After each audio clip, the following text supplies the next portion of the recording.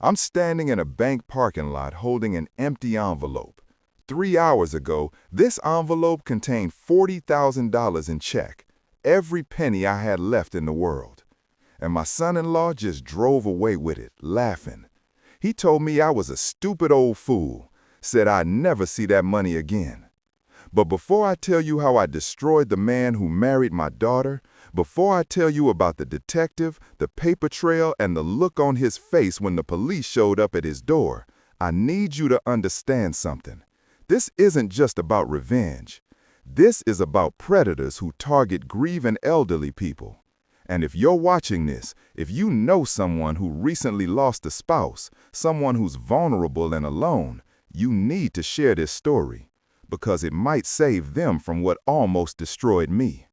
Hit that like button and subscribe, because what I'm about to tell you could protect someone you love. My name is James Wilkins, and this is how I made my son-in-law pay for every dollar he stole. I'm 73 years old. My wife Margaret died 14 months ago.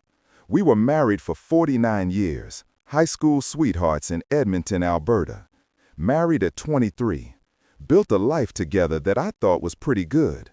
I worked as an electrician for most of my career. Margaret was a school secretary. We weren't wealthy, but we were comfortable. Owned our house outright, had some savings, enough for a decent retirement. Then Margaret got sick, ovarian cancer, stage 4 by the time they caught it. The treatment was brutal. Chemotherapy, radiation, experimental drugs that insurance wouldn't cover. We spent everything. Sold our house and moved into a small apartment to pay for treatments that might give her a few more months. They gave her 11 months. 11 months of pain and hope and desperation. She died on a Tuesday morning in March. I was holding her hand. Her last words were asking me to take care of our daughter Emily, to make sure she was okay, to watch over her. I promised. I always kept my promises to Margaret. Emily is 32 years old. She married Brandon 5 years ago. I never liked Brandon from the start, but I kept my mouth shut because Emily loved him, and Margaret said to give him a chance. Brandon worked in sales, some kind of cryptocurrency consulting business that I never fully understood. He drove an expensive car, wore expensive clothes, talked constantly about deals and investments and opportunities. He had that kind of smile that never quite reached his eyes. Margaret saw it too, but neither of us said anything because Emily seemed happy. After Margaret died, Emily started calling me more often. At first, it felt good. She'd check in every few days, ask how I was doing, if I needed anything. She'd come by with groceries. We'd have dinner together. She'd tell me about her life, her job as a dental hygienist, her plans with Brandon. Then, about 6 months after the funeral, Brandon started coming along on these visits. That's when things changed. He'd walk around my small apartment, looking at everything with this calculating expression. He'd ask questions. How much was my pension? Did I have any investments left? What happened to the money from selling the house? I told him the truth. The house sale and all our savings had gone to Margaret's medical bills. All I had left was about $45,000. My pension was $1,600 a month. That was it. That was everything Margaret and I had built over 49 years, reduced to $45,000 and a monthly check that barely covered rent and groceries.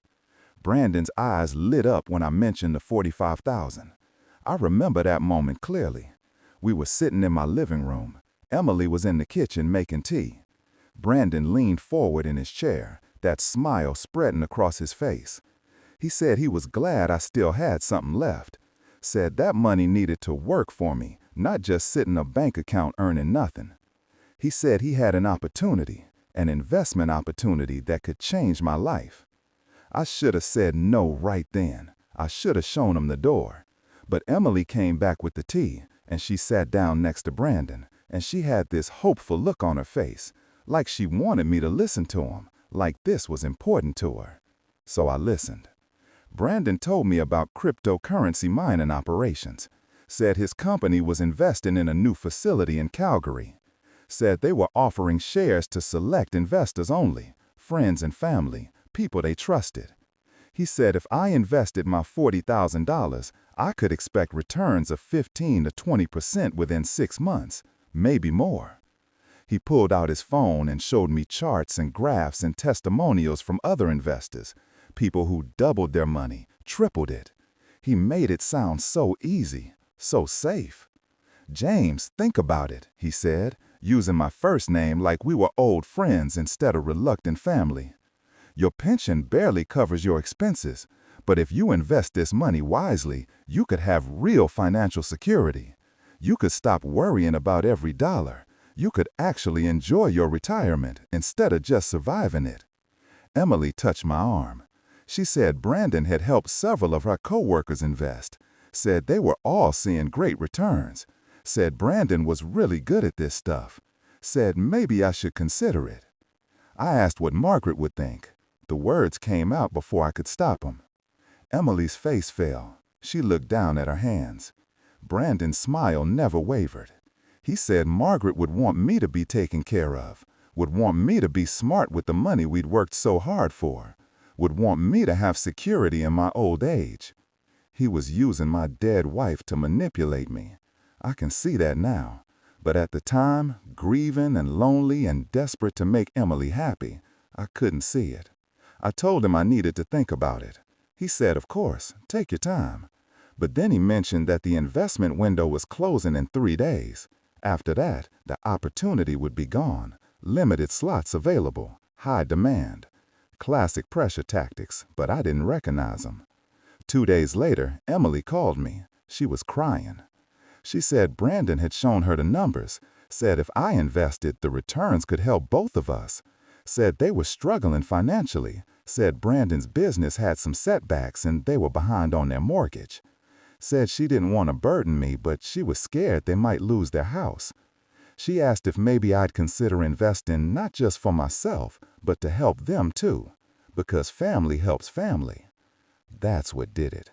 The tears in my daughter's voice, the fear, the memory of Margaret's last words asking me to take care of Emily.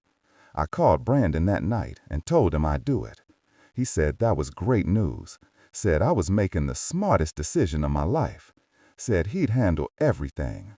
I just needed to get the money in cashier's checks made out to his company, Apex Digital Solutions. He'd come by and pick them up personally, make sure everything was processed correctly. The next morning I went to my bank. The teller, a young woman named Sophie who I'd gotten to know over the past few months, looked concerned when I asked to withdraw $40,000 in cashier's checks. She asked if everything was okay, if I was sure about this. I told her it was an investment. My son-in-law was helping me.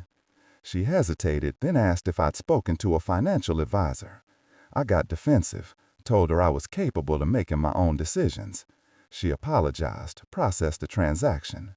As she handed me the envelope with the checks, she said quietly that if I had any doubts at all, I could always cancel them within 24 hours. I met Brandon in the bank parking lot. He'd suggested meeting there instead of my apartment, said it was on his way to the office, more convenient. I realized now he wanted to avoid Witnesses. Wanted no record of Emily being present.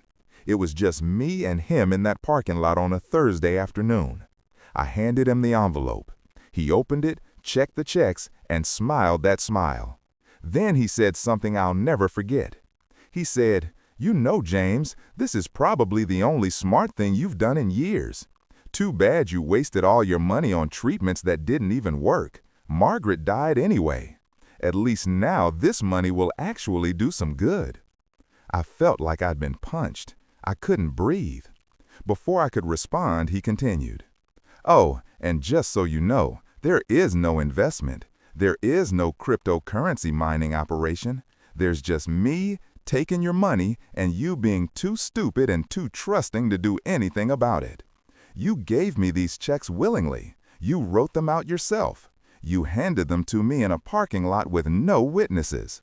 There's literally nothing you can do." I grabbed his arm, tried to take the envelope back. He shoved me, hard. I stumbled backward and fell against my car. I'm 73 years old. I don't have the strength I used to. He stood over me, still smiling. "Don't embarrass yourself, old man. This is done. The checks will be cashed tomorrow. The money will be gone. And you'll spend the rest of your pathetic life in that sad little apartment, living on $1,600 a month, knowing that your own son-in-law outsmarted you." Oh, and Emily? She has no idea. She thinks this is a real investment. So when you come crying to her about how I stole from you, I'll just show her all the paperwork about the cryptocurrency opportunity. And she'll think you're a confused old man who doesn't understand business. Either way, I win. He got in his car and drove away, laughing. I could hear him laughing through his open window as he pulled out of the parking lot. I sat there on the ground next to my car for maybe 10 minutes. Other people walked past. Some glanced at me. One woman asked if I was okay. I said I was fine, but I wasn't fine. I'd just given away every penny I had to a man who hated me, a man who'd insulted my dead wife, a man who was going to destroy my daughter's life. I pulled myself up, got in my car, drove home, sat in my apartment staring at the wall until it got dark. That night, I didn't sleep. I kept hearing Brandon's laugh, kept seeing that smile, kept thinking about Margaret's face when she asked me to take care of Emily. I'd failed. I'd failed Margaret. I'd failed Emily. I'd failed myself. Around 3 in the morning, I remembered what Sophie the bank teller had said. 24 hours to cancel the checks. I looked at the clock. It had been about 14 hours since I'd given Brandon the checks. I still had time. But would it work? If I canceled them, would that actually stop him? Or would it just make things worse? I thought about calling Emily, telling her what Brandon had said. But he was right. She'd never believe me. She'd think I was confused or misunderstood. Brandon would show her fake investment documents, would paint me as a paranoid old man who didn't trust him. I'd lose both the money and my daughter.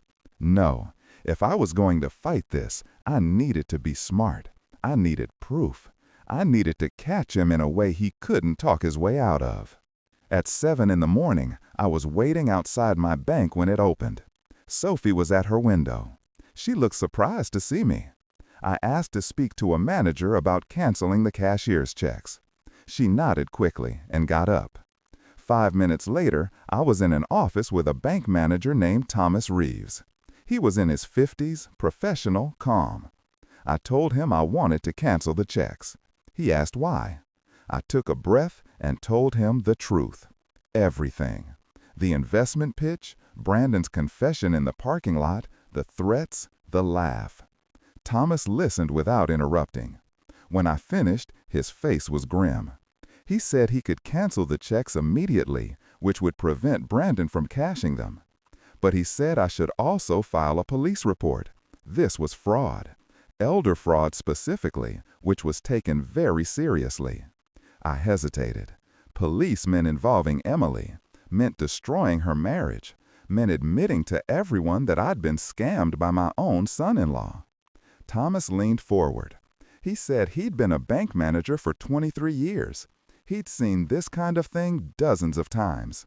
Adult children or their spouses targeting elderly parents. The victims almost never reported it because of shame or fear or misplaced family loyalty. And because they didn't report it, the predators just moved on to the next victim. "Mr. Wilkins," he said quietly, "your son-in-law told you there's nothing you can do. He's counting on you being too embarrassed or too scared to fight back. He's counting on you protecting him to protect your daughter. Don't give him that power. File the police report. Let them investigate. Because I guarantee you this isn't the first time he's done something like this. Men like that don't suddenly become scam artists. They practice, they refine, they leave trails." That made sense. I authorized Thomas to cancel the checks immediately. Then I asked if the bank had security cameras in the parking lot. He said they did. I asked if the footage from yesterday was still available. He made a phone call. 10 minutes later, we were watching security footage on his computer. There I was, standing in the parking lot. Brandon's car pulling up. Me handing him the envelope, him opening it, checking the contents, and then, crystal clear, him shoving me falling against my car, him standing over me. You couldn't hear what he was saying, but you could see his body language. Aggressive, threatening. Thomas saved the footage to a USB drive. Then he called the police non-emergency line and explained the situation. They sent an officer to the bank. His name was Constable Mike Harrison. He was younger than I expected, maybe early 30s, but he took extensive notes as I told him everything again. He watched the security footage, asked if Brandon had put anything in writing, any texts or emails about the investment. I checked my phone. There were texts from 3 days ago. Brandon describing the opportunity in writing, saying it was guaranteed returns, zero risk, and exclusive to family and friends only. Constable Harrison's eyes narrowed as he read them. He said those texts were enough. The promises Brandon had made are classic fraud indicators. Guaranteed returns, zero risk, pressure tactics. Combined with the security footage showing him physically assaulting me and my testimony about his confession, they had enough to investigate. He asked if I wanted to press charges. I said yes. He said it might take time. These investigations could take weeks or months, but he'd start immediately. He'd contact Brandon for questioning. He'd subpoena bank records for Brandon's company. He'd look into whether there were other victims. As Constable Harrison was leaving, he turned back to me. He said I should prepare for Brandon to retaliate. Men like him didn't take kindly to being challenged. He might try to turn Emily against me, might try to intimidate me into dropping the charges, might even try to flee if he realized how much trouble he was in. I needed to be ready for all of that. I went home and waited. The checks were canceled, the police were investigating. But I felt hollow, because I knew what was coming next.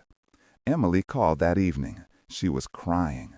Brandon had told her I'd canceled a major investment at the last minute and cost him a significant opportunity with his business partners. Said I'd embarrassed him, made him look unprofessional. Said he didn't think he could help me with investments anymore if I was going to be paranoid and difficult. She asked why I'd done it, why I'd canceled after agreeing. I asked her to come over, to sit down with me so we could talk in person.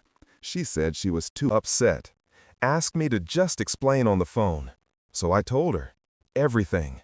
The confession in the parking lot, the insults about her mother, the physical assault, the police report, the canceled checks. There was a long silence. Then she said quietly, "Dad, I think you're confused. Brandon would never say those things. He loved Mom. He's trying to help you. Maybe the stress of everything, of losing Mom, maybe it's affecting you more than you realize." My heart broke. Brandon had predicted this exactly. He'd planted seeds of doubt about my mental state, made it sound like grief had made me paranoid. "Emily, I have security footage. The bank has video of him pushing me. Dad, maybe you fell and you think he pushed you. Maybe you misunderstood what he was saying. Brandon says you seemed disoriented in the parking lot. He was worried about you." She didn't believe me. My own daughter didn't believe me.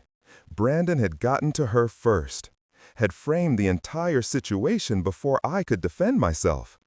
I asked her to just watch the security footage, to listen to my side with an open mind. She said she needed time, said this was too much, said she had to figure out what was real. She hung up. I sat in my apartment alone. No Margaret, no Emily, no money, just me and the wreckage of my family.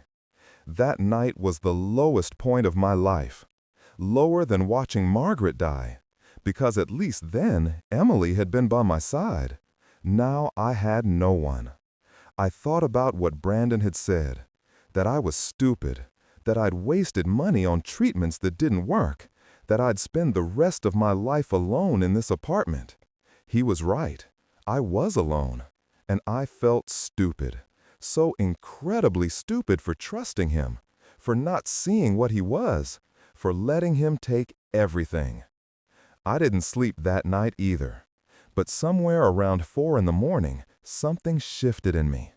Maybe it was exhaustion. Maybe it was anger finally breaking through the grief and shame.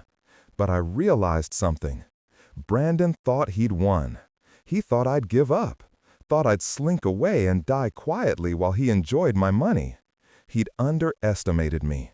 He saw an old man, weak and grieving and easy to manipulate. He didn't see the man who'd worked as an electrician for 40 years, who'd climbed poles in -30-degree weather, who'd rebuilt his entire house's electrical system by himself, who'd sat with his dying wife for 11 months and never once broke down in front of her because she needed him to be strong. Brandon had made a mistake. He'd left evidence. He'd put things in writing. He'd assaulted me on camera. He'd assumed I was too broken to fight back, and that assumption was going to destroy him. The investigation took 3 weeks. During that time, Emily didn't call, didn't text, didn't respond to my messages. Brandon had isolated me from her completely. But Constable Harrison called me regularly with updates. They'd executed a warrant for Brandon's business records. Apex Digital Solutions didn't exist. It was a shell company with no employees, no office, no legitimate business operations. Just a business bank account that Brandon used to deposit money. The account had received deposits from 6 other people in the past year, amounts ranging from $15,000 to $75,000. 6 other victims, mostly elderly, all told the same story about cryptocurrency mining investments. All promised guaranteed returns. None of them ever saw their money again. The police contacted each victim. 4 agreed to file complaints. 2 were too embarrassed or too scared. But 4 was enough. Combined with my case, the evidence was overwhelming. Brandon wasn't a legitimate businessman who'd made some bad decisions. He was a career con artist who specifically targeted vulnerable seniors. The police also found something else. Brandon and Emily were 4 months behind on their mortgage, behind on car payments, behind on credit cards. Brandon had been living far beyond his means for years, using one scam to pay off debts from previous scams. He was drowning, and he'd seen my $40,000 as a lifeline. 3 weeks after I'd canceled those checks, Constable Harrison called me. He said they were moving forward with charges. Multiple counts of fraud, elder abuse, assault. Brandon would be arrested that afternoon. He asked if I wanted to be there. I said yes. I met Constable Harrison and 2 other officers outside Brandon and Emily's house. It was in a nice neighborhood. Big houses, manicured lawns. The kind of place that looks successful from the outside. Emily's car was in the driveway. Brandon's expensive car was parked on the street. The officers knocked. Emily opened the door. She looked tired, older than when I'd seen her last. Her eyes widened when she saw me standing behind the police officers. "Dad, what's going on?" Constable Harrison identified himself and asked for Brandon. She called for him. Brandon came to the door.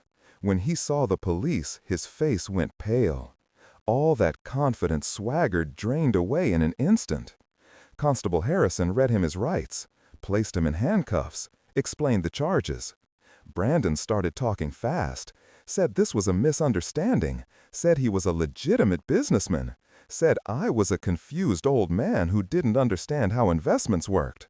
Constable Harrison cut him off, said they had security footage of the assault, had his texts making fraudulent promises, had bank records showing the shell company, had statements from 5 other victims.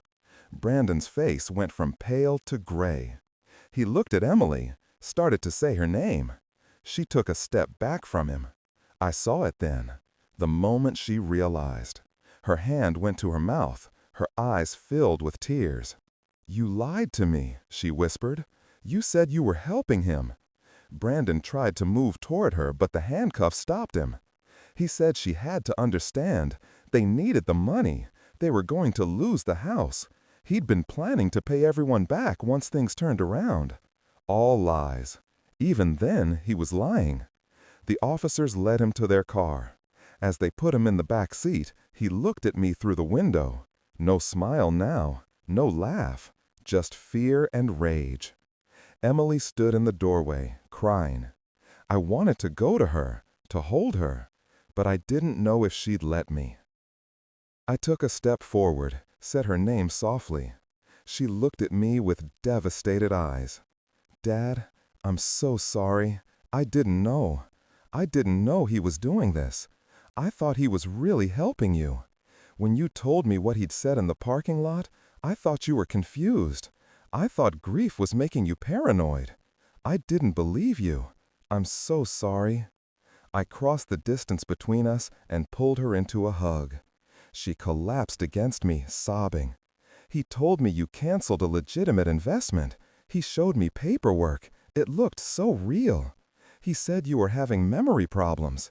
He made me doubt you, my own father. I'm so sorry.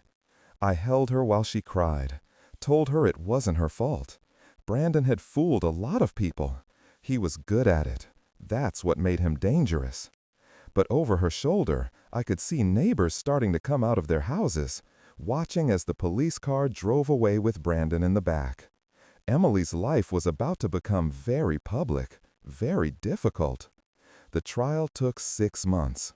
Brandon's lawyer tried to paint him as a struggling entrepreneur who'd made some poor business decisions, tried to argue that the investors had been aware of the risks.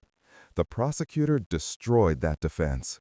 She presented the texts where Brandon had promised guaranteed returns, played the security footage of him assaulting me, brought in the other victims who testified about identical promises, identical lies, identical threats.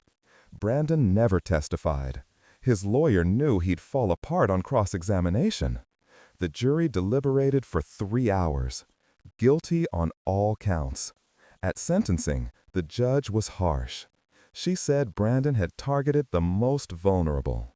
Members of society, elderly people, grieving people, people who trusted him because of family connections. She said he'd shown no remorse, only anger at being caught. She sentenced him to 6 years in federal prison, full restitution to all victims, permanent prohibition from working in financial services. As the judge read the sentence, I watched Brandon's face crumble.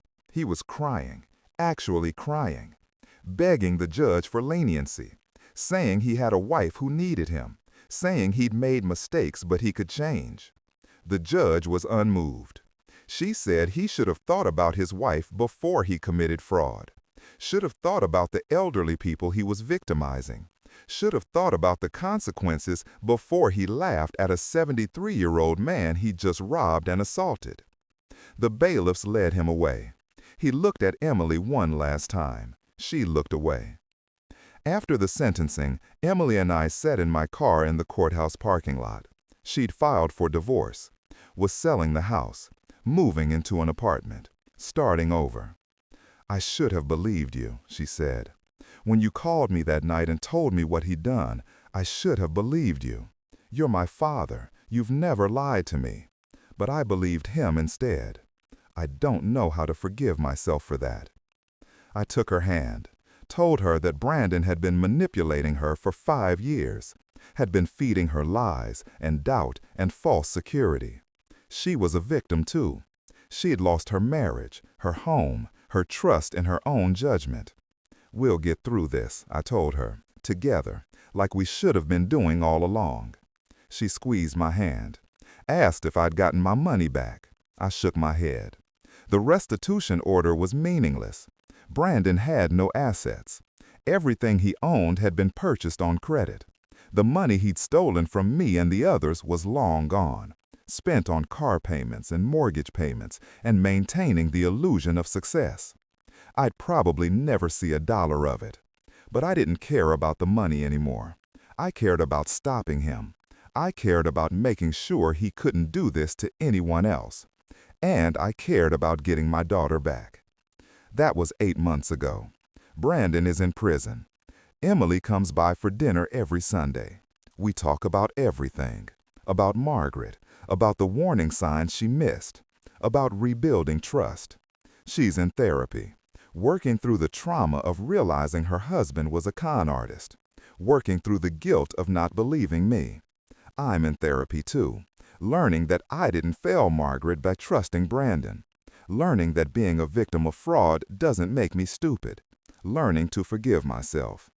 I'm back in contact with the other victims.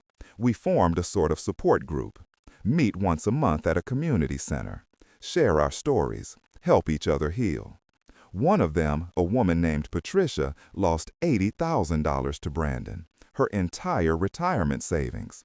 She's 78 years old and working part-time at a grocery store to make ends meet. Another victim, a man named Richard, lost his house, had to move in with his son. His wife left him because she blamed him for trusting Brandon. These aren't just financial crimes, they're life-destroying crimes. We're working with a local politician to push for stronger elder fraud laws, mandatory reporting by banks when they see suspicious withdrawals by elderly customers, harsher sentences for people who specifically target seniors. It's slow work, but it matters. Last month, I got a letter from Brandon. He's allowed to send mail from prison. It was 2 pages long, mostly excuses and justifications. But at the end, he wrote something that stood out. He said he targeted me because I looked weak, because I was grieving and alone, and he thought I'd be easy. He said he was sorry he underestimated me, that if he'd known I'd fight back, he would have left me alone. I showed the letter to Emily. She read it and shook her head. He's still not getting it. He's not sorry he did it. He's sorry he got caught. She was right. Brandon is exactly who he's always been, a predator. The only difference is now he's a predator behind bars. I want to tell you something important. If you're watching this and you're elderly, or if you have elderly parents or grandparents, please listen carefully. Financial fraud against seniors is an epidemic. It's not just strangers calling on the phone. It's family members, sons-in-law, daughters-in-law, grandchildren, people you trust, people who know you're vulnerable. They use your grief, your loneliness, your desire to help family. They confuse you about modern technology and finance. They manipulate you into giving them money, signing over property, adding them to bank accounts, and then they disappear. Or worse, they stick around and gaslight you into thinking you're confused or paranoid or mentally declining. Here's what you need to know. First, never make a major financial decision under pressure. If someone says you need to act now, that the opportunity is closing, that you'll miss out if you wait, that's a red flag. That's manipulation. Legitimate investments don't require split-second decisions.